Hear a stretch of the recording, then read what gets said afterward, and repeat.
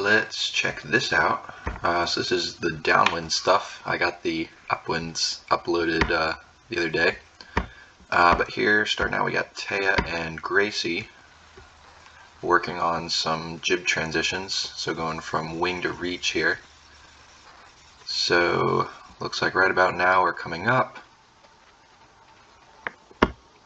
So a couple things we can look at here. So as Taya starts heading up, she does hold on to the jib until it's ready to flip over to the new side. She might leave it a little bit longer. One thing you can do is, even as it starts to go over, kind of you're holding your arm out away from the boat. You can kind of snap your arm in toward the boat, and then at the end of the snap, let go of the jib sheet like you're cracking a whip or something, and that'll just kind of throw it right over. Kind of helps Gracie as Gracie is pulling it through the jib car there. Right as that all right there, we see everything happen. But that'll just help the jib really pop over pretty quick, and minimize the chance of it luffing around up at the front of the mast. The other thing is, we don't see a whole ton of roll going on.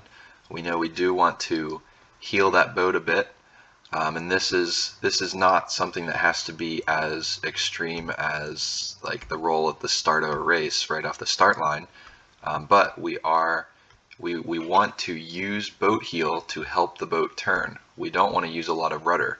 Honestly, anything going downwind, unless we're doing a really big turn, rounding a mark or something, we want to get away with just leaving the tiller in the middle of the boat pretty much. These transitions, jibes and stuff, it can be pretty much all done with boat heel. And then the fact that you have heeled means that yes, you do get to flatten and get some extra speed out of it, but we're not just saying this so that we can do that. We're saying it because we want the boat to turn itself without using rudder. So we do want to play around with that a bit. And then Taya does grab the forward line of the main sheet. And hard to tell from here. If I was a little more zoomed in, we'd be able to really see, but we do remember we want to hold that line with our pinky closest to the boom, not with our thumb closest to the boom. And that way it makes it easier for us to pull. We can kind of go with an over the shoulder, like pulling a bow motion. It's a lot easier. Excuse me, had something come up there. A lot easier to get that trim, get that pull if we need to, with our elbow going up over our shoulder instead of tucking into our body. And we do probably here, we see Taya is like hiking out here, and Gracie's way down on the leeward rail. We might get Gracie further in, and that way Taya doesn't have to be like hiking out this whole time. I think we also probably could head down a bit lower. That would also take some of the power out of take the side load off the boat and turn it more into a forward facing load. So this is basically the same thing as if we're trying to sail upwind and we're sailing too low, right? We've got all our outside telltales flapping around on the jib. We're not only giving up distance, but we're also increasing the force of the wind trying to blow the boat over sideways. And so in this case, just like close hauled, we can head up more if we're too low. Here, if we're too high, we want to head down more. So I think that's partly what's going on here. But also, if we are at the correct angle and we're still getting blown over like this, skipper's having to hike out a lot, bring the crew in a little bit. And if we don't have the jib held quite out as far as it could be, that's all right in this case because we are already getting blown over. So that's something we can kind of fix there. And I think now going down to the wing again. I've got sound turned off, so not sure exactly when my whistles are happening, but that will be coming up here. Yeah, it looks like she is holding it the right way there.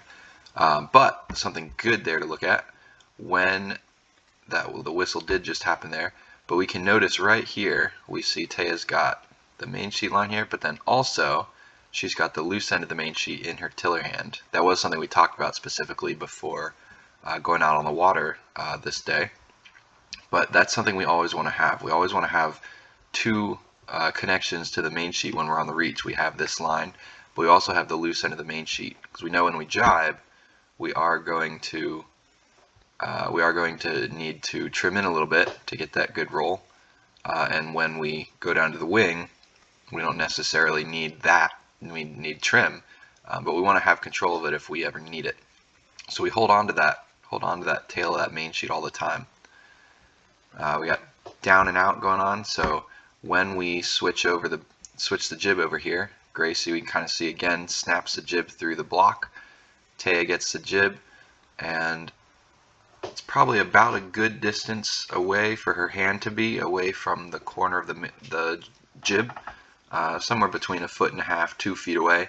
And then remember, down and out, so the skipper's body can actually be facing the front of the boat, and then Taya just wants to be holding a little further down, a little further out to get this back edge of the jib controlled.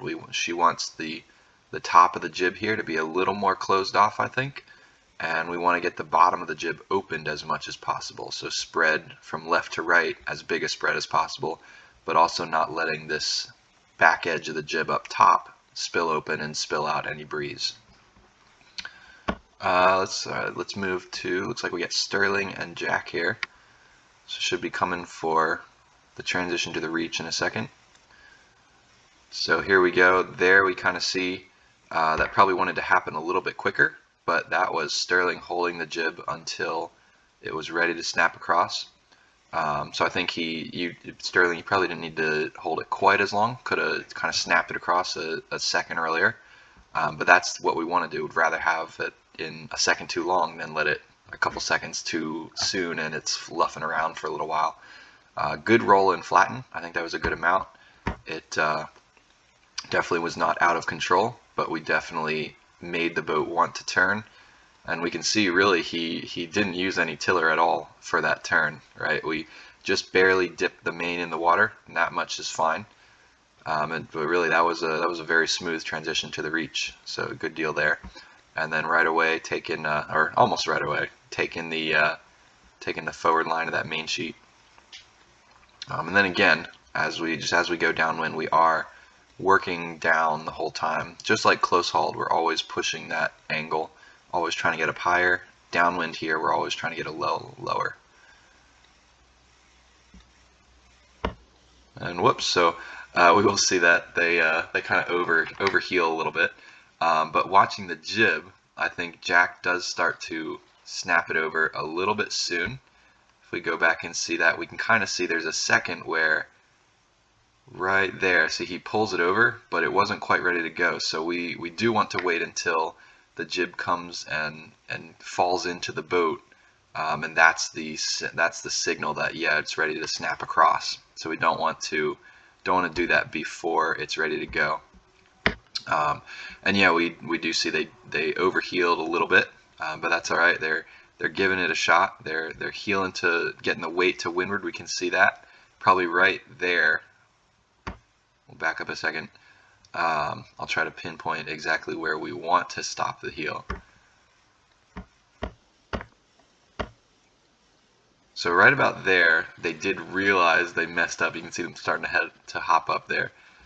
See if I can back up a little bit frame by frame. But somewhere right about here is probably, you know, getting the rail into the water. That'll be enough for us to head down. And then we can even, looking here, looks like we do still have that rudder right in the middle of the boat, right? So that tiller is right in the middle. So they basically did that entire turn with no tiller, which is pretty great. And they did overroll it, but that's exactly what we're looking for. We want to heel the boat so that it turns without the rudder. And then did have to fix that, but good job getting up there. Both skipper and crew hop up to the high side and swish swish. We come back down, fix ourselves, and get stabilized again. So that's all fine. Here's Johnny and Daniel. And so I think again talking about the posture, this is a time where we can really face our body forward as the skipper so that we can get that down and out more easily. Don't have to put the arm behind us. So I think Johnny could probably open his body up a little more. But here we go. We can see him coming in off the rail. He's going to move down to leeward a little bit. And I think we might be, he's still holding the jib there. Let's see how they go, snapping it across. There we go. And we do give a little bit much heel, but again, that's all right. We're playing around with things. We're figuring out how much is too much. So that jib snap pretty smooth, and then we are just a little bit stuck. We got that sail stuck in the water, couldn't ease it out anymore. But if we go back, let's see what we could have done to fix that. So the amount of heel itself wasn't necessarily the issue. Right about there, like that's what we're looking for. The problem that we had that made us keep rounding up uncontrollably was Johnny is up on the rail, maybe needed to snap out a little farther. The biggest issue is I think Daniel stayed down low in the boat, and the motives were good. The motives were to keep the jib working, but in this case, I would personally rather have my jib flapping in the worst case for 3 to 4 seconds and keep going in the direction that I want to go, instead of doing this where I round up and for a while they were pointing upwind and then slowly got control of themselves. So what we got to do in this case is crew's got to hopefully just bring the jib sheet with them, but in the worst case abandon the jib for a second, get up to that high side, flatten that boat down, keep us going in the direction we want to go, and then we'll fix the jib in a second. But we do have the opportunity, since we did just snap that jib over, we did just pull it through the block, we still have it there, right? We haven't completely switched to outside the shroud yet, or even if we have, it's still right there. So if we need to get up to the high side as the crew, we're going to bring the jib sheet with us. And so maybe we leave it a little under trim, maybe it's a little over trim because we're grabbing it with us, but at least the jib is still controlled in some extent. So we can kind of get both things going for us there. We can keep the jib working, but also get up to the high side, bring that boat to flat. If they'd been able to do that, they would have got a really nice acceleration out of there, and still kept going where they wanted to go. So I think that's the way you'd want to fix that, looking into the future. Here again, just pointing out the hand. If Johnny wants to trim, he's tucking his elbow back underneath his shoulder like that. He can only go back so far. Gets a little uncomfortable as you go, and you don't get a lot of power out of it. So we want to flip our hand over, and kind of surprised I didn't yell at him to fix it right here, but want to have the pinky closer to the boom. Top of the hand is facing up, or back of the hand is facing up, whatever that, you know what I'm talking about. And so that gives us more power to generate when we're trying to pump onto the little waves that are going under us, or if it was a puffy day, trying to catch the puffs. But that's what's going on there. And then we can see there, he does have the tail of the main sheet in his tiller hand. So if he needs to jibe or anything, he's got that. And then coming down for transition back to the wing in a minute.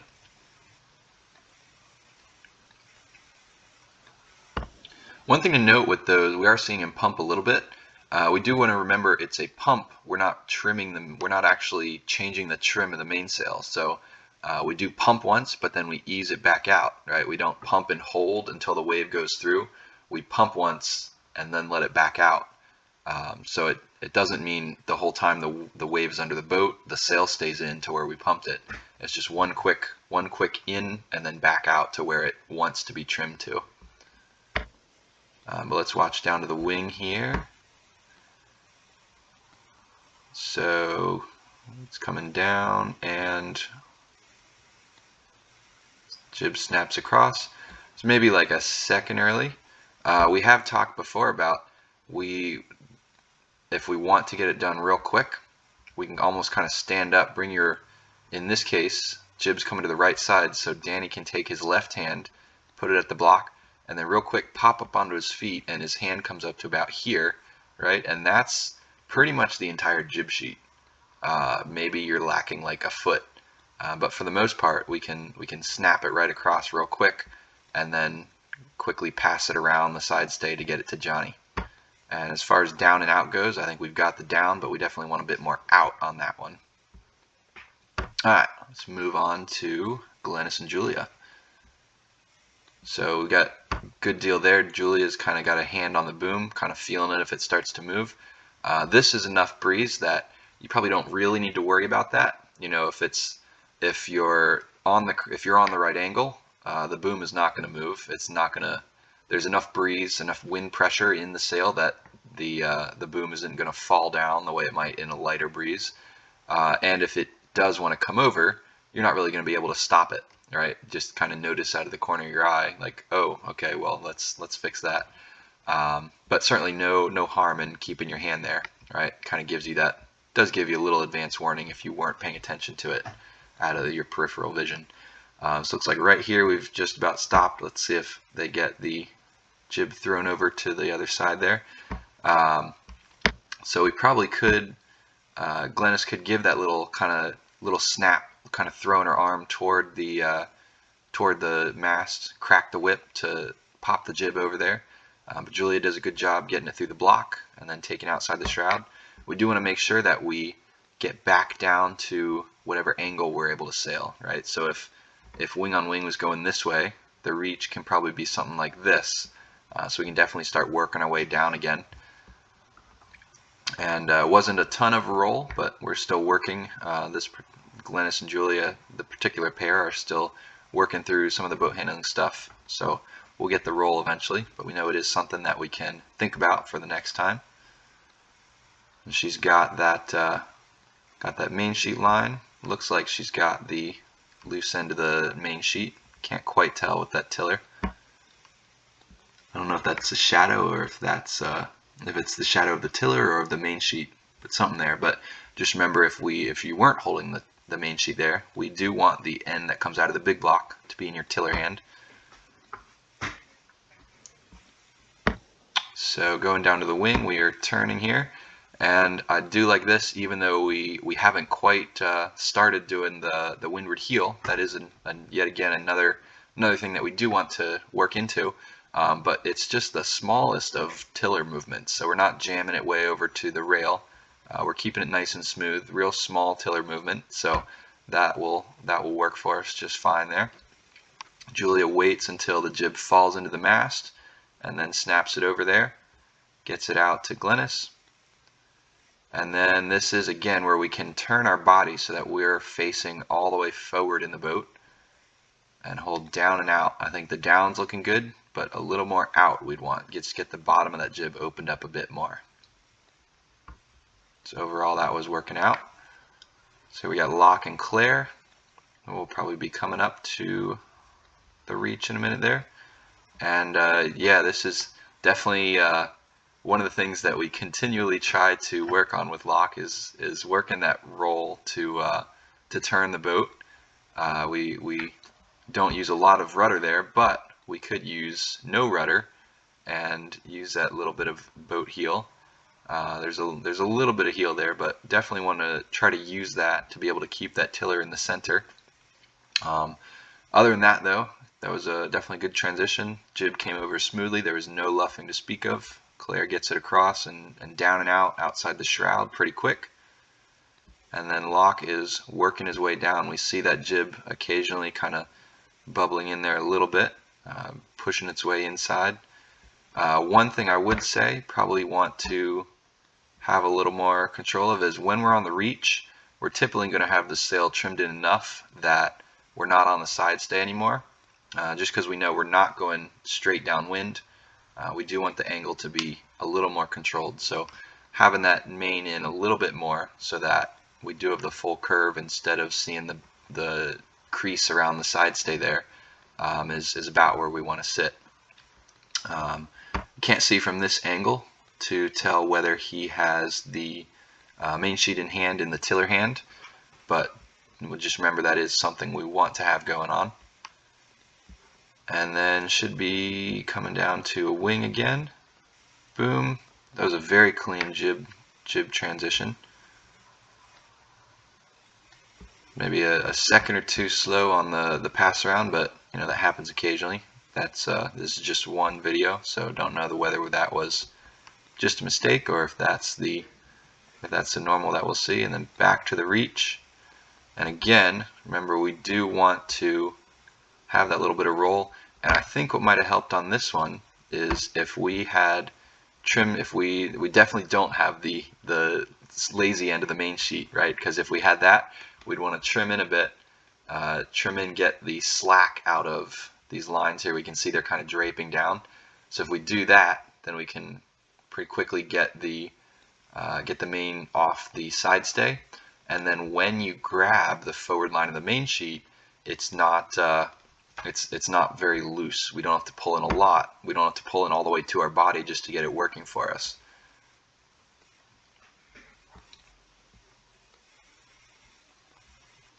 Oh, hi, it's Audrey and McKenna. Probably coming up in the next video. There we go.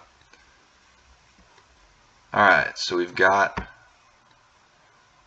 a little bit different down and out posturing than a lot of the other people we've seen, but there's there's a lot of ways that this can work. I think this gives you a little more reach to get a little more outboard, but depending on the body weight, it might not, and depending on the arm length.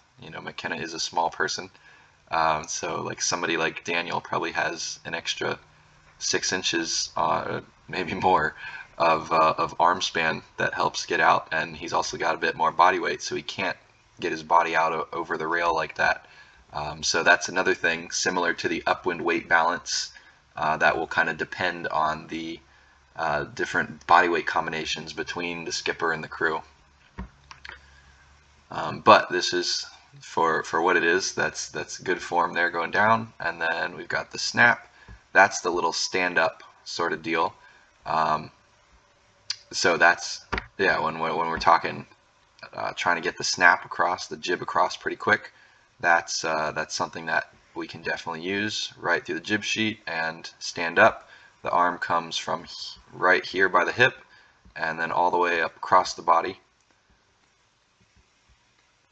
Plenty of windward heel used to turn that boat down. So the boat was flat here with McKenna on the rail, but then she comes into the middle of the boat, and really it's just that much that we needed to turn down with basically no tiller motion.